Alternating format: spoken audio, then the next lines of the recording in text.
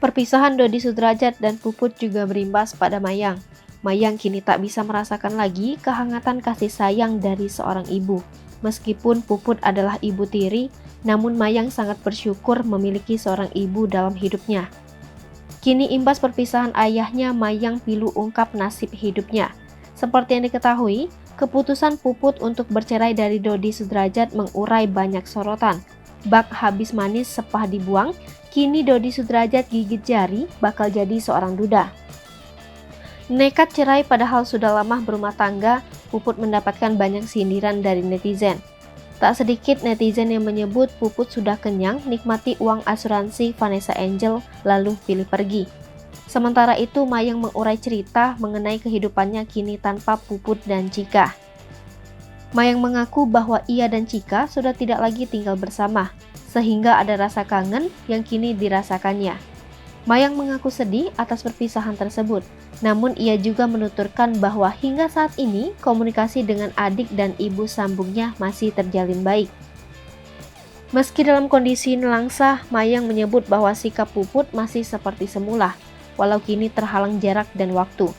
Kedekatan antara Mayang dan Puput sudah terjalin begitu erat, bahkan layaknya anak dan ibu kandung.